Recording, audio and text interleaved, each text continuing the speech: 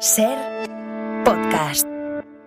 El otro día contamos que un niño de 10 años murió intentando llegar a Canarias. Murió de frío porque las olas golpeaban la patera sin parar. Como de eso no hay imagen, no hubo grandes conmociones. Este va a ser el año en que más personas han llegado a Canarias, 38.000, más que con la crisis de los cayucos. Se estima que este mismo año han muerto casi 900 personas en el camino. O sea, un muerto cada 9 horas intentando llegar a una costa española. Pero no sabremos nunca la cifra concreta. No sabremos nunca sus nombres, ni tampoco sus edades. Esa es la cifra. Casi 900 personas muertas en el camino. Las 7 de Hoy por Hoy. Ser Podcast. Hola, buenos días. Con estos datos provisionales, con esta situación crítica en la ruta canaria, hoy se va a reunir la ministra de Migraciones con las comunidades. El objetivo es intentar llegar a un acuerdo para distribuir a los niños, a los menores que han llegado solos a España y que siguen la mayoría en las Islas Canarias. Esa va a ser una de las previsiones del día. La otra, la gran previsión política del día y de la semana, va a estar, como saben, en Pamplona a mediodía. Donde el Partido Socialista va a consumar su cambio de opinión respecto a Bildu y le va a entregar a la izquierda abertzale la alcaldía de la capital navarra. Gillian Ayala, buenos días. Hola Sastre, muy buenos días. La moción de censura a Unión del Pueblo Navarro, UPN, va a salir adelante pese a las presiones contra los socialistas, a la dimisión de un concejal del PSN y pese a las fuertes críticas del Partido Popular, que quiere mantener el foco en este pacto con Bildu. Se ha echado en manos también para hablar de medidas económicas y sociales de Bildu. Es una manera de justificar, es una manera también de tapar y blanquear lo que no tiene ningún tipo de justificación, que es la moción de censura en Pamplona. El Gobierno de España vive en un paripé. Una hora antes de que empiece el debate en Pamplona va a comparecer Alberto Núñez Feijóo para hacer su balance político del año. Ha querido que coincidiese con la moción. Pedro Sánchez hacía ayer el suyo y se centraba en las medidas que criticaba ahora Carmen Funes del Partido Popular, las que dice que eran una forma de tapar la moción de censura. España va a crecer el doble, es decir, cerca del 2,5%, 4 veces más que la media de la eurozona. La economía española ha desmentido a todos los profetas del caos, mostrando solidez y fortaleza a pesar de la incertidumbre que estamos viviendo en todo el contexto internacional. Ese era el balance de Sánchez. Finalmente el Gobierno va a mantener la rebaja del IVA para los alimentos hasta junio y el transporte público de cercanías, rodalíes, media distancia y Avant seguirá siendo gratuito en 2024, aunque va a subir paulatinamente el IVA de la electricidad y el gas. Para Facua sería inaceptable que ese IVA de la energía subiese finalmente al 21%, el porcentaje más alto. Lo decía Rubén Sánchez, portavoz, anoche en Hora 25 de los Negocios. Llevamos mucho tiempo pidiéndole a sucesivos gobiernos que la electricidad tenga un IVA especialmente reducido. No sabemos si un 10, si un 4, si un IVA especial para la luz, pero un IVA que no tenga nada que ver con el del 21%. No vamos a ser críticos con un IVA algo más alto del 4, pero desde luego lo que está por llegar en breve es un 21%. La negociación ha sido difícil dentro del gobierno, según reconocía Sánchez. De hecho, Yolanda Díaz no comparte que se modifique el impuesto a las energéticas. Para que la industria se desgrave inversiones verdes, cree Díaz que eso es un regalo fiscal para las compañías. Sumar, por cierto, ha alcanzado un principio de acuerdo con Podemos, también con Izquierda Unida en Galicia. Para concurrir juntos a las elecciones del 18 de febrero con Marta Lois como candidata. Es jueves 28 de diciembre. Vamos a seguir la ruta territorial de las noticias en España. En concreto vamos a Andalucía porque allí se agudiza la crisis sanitaria en pleno aumento de los casos de gripe. La comunidad es una de las que tiene las listas de espera más largas de España y esa situación puede empeorar ahora tras la dimisión de 2 altos cargos de la Consejería de Salud. El viceconsejero y el gerente del Servicio Andaluz de Salud. 2 salidas que están poniendo en cuestión ahora la gestión de la consejera del PP. Sevilla, Elena Carazo, buenos días. Buenos días. Dimiten los más estrechos colaboradores de la consejera de Salud, Catalina García, cuando está más cuestionada que nunca. Dimisiones que se producen solo unos días después de que aumentaran las listas de espera otro 38% en tan solo 4 meses, de junio a octubre, con más de 200.000 pacientes pendientes de operarse. Oposición y sindicatos reclaman la dimisión de la consejera, que sigue avalada por la Junta. Juan Espada, secretario general del PSOE andaluz, y Ramón Fernández Pacheco, portavoz del Gobierno andaluz. Está demostrando la incapacidad para gestionar lo público e invertir en los profesionales sanitarios y la transferencia clara como estrategia política del Partido Popular hacia la sanidad privada. El Gobierno de Andalucía es consciente de que la sanidad pública tiene problemas, nunca lo hemos negado, siempre lo hemos admitido y hemos puesto medidas para intentar solucionarlo. Me parece muy injusto decir que todos los problemas que pueda tener la sanidad pública son responsabilidad de 2 personas.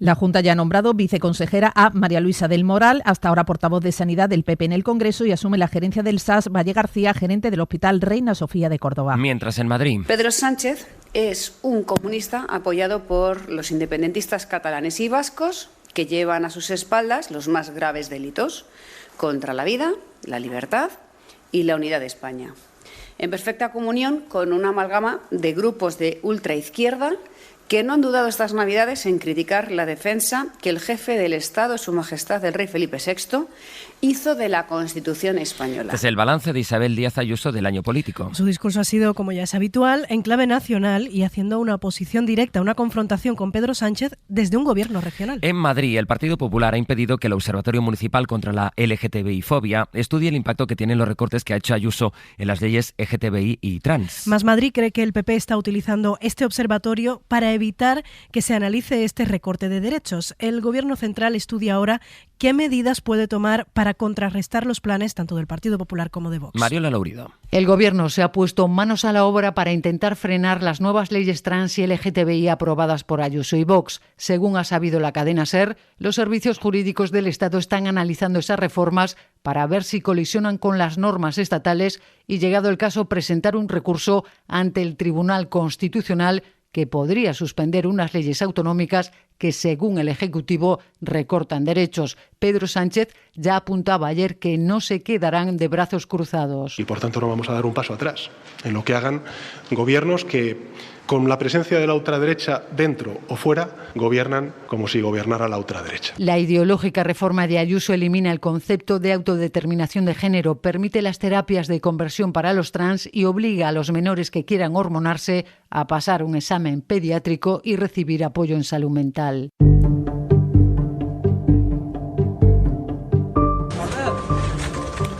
En Gaza, Israel ha ejecutado ataques simultáneos esta madrugada en el centro y el sur de la franja. Hay decenas de heridos graves, según el medio de comunicación Al Jazeera.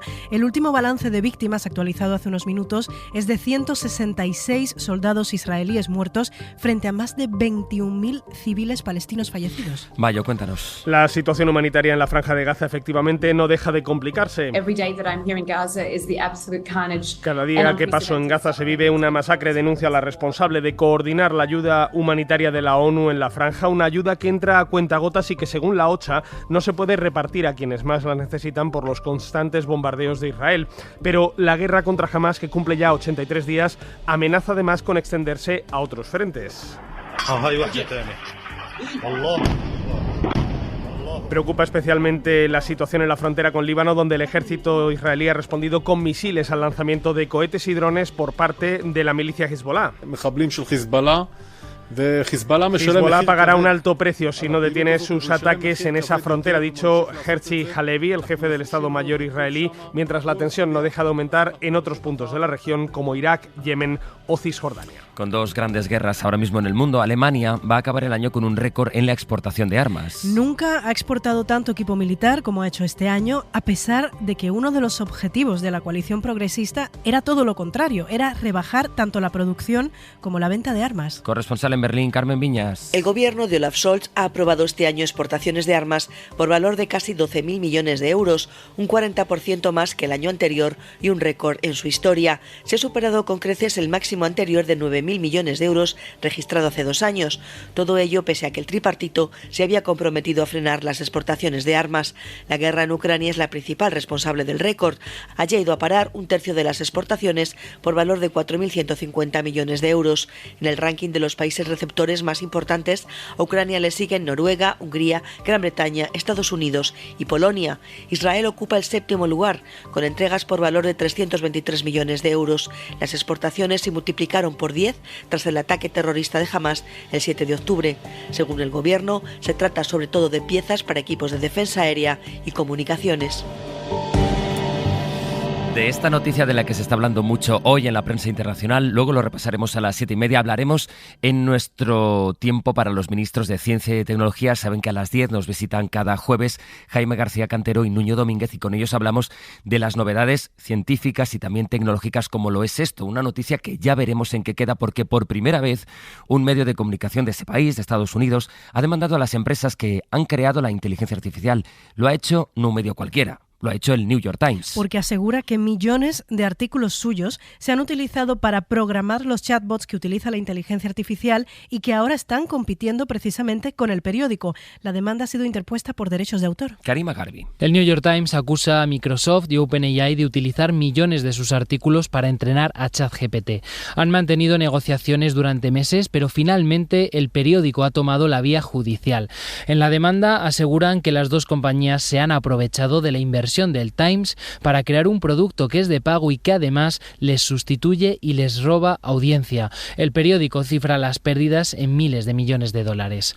Todavía no hay una legislación que regule los límites de la inteligencia artificial, pero no es la única demanda por casos similares a los que se enfrentan Microsoft y OpenAI. Escritores, fotógrafos, guionistas ya han acudido a los jueces porque consideran que se están utilizando sus obras para entrenar diferentes modelos de inteligencia artificial y que se están vulnerando sus derechos de autor. Vamos a seguir allí en Estados Unidos porque la crisis migratoria en su frontera sur se está agudizando también. Washington le ha pedido ayuda a México para que frene el flujo de personas que atraviesan el país para llegar a la frontera. Los secretarios de Estado y de Defensa de los Estados Unidos se han reunido a lo largo de esta madrugada con el presidente mexicano, con Andrés Manuel López Obrador, para empezar a negociar una estrategia común. Eso es lo que pide Estados Unidos. Este año se ha batido récord de solicitudes de asilo en su frontera y se ha disparado el número de ciudadanos no latinoamericanos que cruzan de forma ilegal después de semanas de travesía por la selva. Xavi Company, buenos días. Buenos días. La reunión entre los dos países ya ha terminado y según la parte mexicana ha ido bien.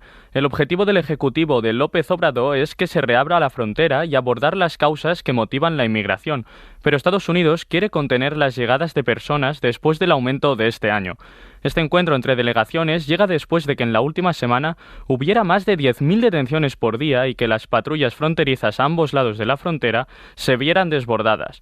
Además, ahora mismo hay una caravana de más de 2.000 migrantes en México que se dirige andando hacia la frontera. Primera Navidad que pasamos lejos de casa y quizás no de la mejor manera como uno lo espera. México ha batido récord de detenciones este año y de hecho ha tenido que suspender las deportaciones en diciembre por falta de presupuesto. Y en Francia está creciendo la presión sobre Emmanuel Macron para que no cambie las vidrieras de Notre Dame.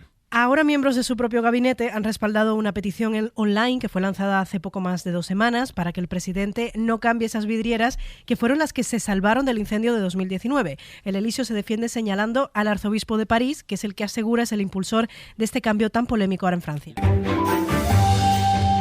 En Bilbao nos está escuchando ya Josu Segovia. Ahora Josu Egunon, buenos días. Hola, Egunon. Y en Toledo, Cristina López Huerta. Buenos días, Cristina. Hola, buenos días. Con ellos trazaremos el mapa esta mañana de otras noticias que ocurren en otros territorios, en este caso en el País Vasco y en Castilla-La Mancha. Empezando por ahí, Cristina, muchas veces hablamos a esta hora de comercios pequeños que van desapareciendo. Bueno, pues para evitarlo, los vecinos de un pueblo de Toledo se han unido en un spot navideño de apoyo precisamente a eso, a las tiendas de su pueblo. Así es la Puebla de Almoradiel, una localidad de unos 5.000 habitantes. Bueno, pues esta historia que podemos ver en un vídeo la protagoniza una abuela y su nieto. Ambos recorren los 20 comercios participantes y rememoran cómo eran antaño, al tiempo que también visualizan qué pasaría con el pueblo si sus tiendas echaran el cierre. José Manuel Carpintero es vecino de Almoradiel y ha escrito y dirigido el corto. La Asociación de Comerciantes de la Puebla ha tenido muy buena idea con este vídeo, que de una forma muy sencilla, con una historieta muy navideña, también muy entrañable, que nos puede recordar a cualquier anuncio, por ejemplo el de la Lotería de Navidad. Al final yo creo que en estas fechas tenemos el corazón un poquito más blando y puede calar.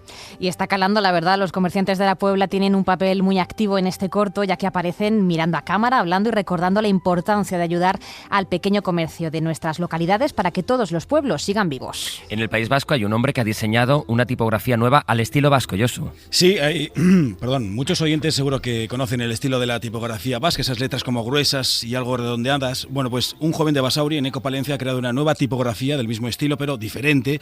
Esa tipografía se llama Urquiola. Urquiola es un monte donde se ubica un santuario muy tradicional aquí en Vizcaya, y ahí Palencia se fijó en unos mosaicos que hay en la iglesia que detallan las diferentes estaciones del Vía Crucis. Sobre esa tipografía sacó una nueva, así nos lo ha explicado él. Por experimentar y demás dije, pues puedo utilizar esta como base. Entonces le saqué fotos y luego ya en casa, pues poco a poco es cuando diseñé el set y lo publiqué en internet. Está hecho con un programa gratuito y demás, pues por eso la colgué en internet. Si la gente la puede buscar en Google, pones tipografía Urquiola y la puedes descargar. Sí, está disponible, es libre. Eso sí, de momento solo está en mayúsculas. Palencia va incorporando nuevas grafías, incluso para otros idiomas, porque nos ha dicho que desde Cataluña, incluso desde Rumanía, le han pedido que añada grafía para utilizarlos también en otros idiomas. ¿De qué va la exposición en la Catedral de Toledo, Cristina? Sí, es realmente Lumina, se llama. Es una experiencia audiovisual, un videomapping. Es envolvente y con ella se va a celebrar el 8º centenario del templo. La efeméride, hay que decir, nos adelantamos, es en 2026. Se celebrará con un año jubilar, pero bueno, ya se están preparando actividades y esta es una de las primeras. Es un recorrido a lo largo de 50 minutos por todo el templo primado, en el que las proyecciones y las músicas, las luces van a hacernos, pues prácticamente de Cicerone en esta joya del gótico español. Patricia Letamendia es la responsable cultural del proyecto. Este guión en el que hemos trabajado, mediante bellas voces, interpelará a los asistentes de manera personal y los va a acompañar a lo largo de la experiencia, formada por 10 hitos, 6 de los cuales son emocionantes proyecciones con videomapping. Las entradas cuestan 25 €, ya están a la venta, ya han comenzado los primeros pases. Por si faltaban alicientes para ir a Toledo. En fin, Cristina, Josu, gracias. Buena entrada de año, por cierto. Igualmente. Adiós.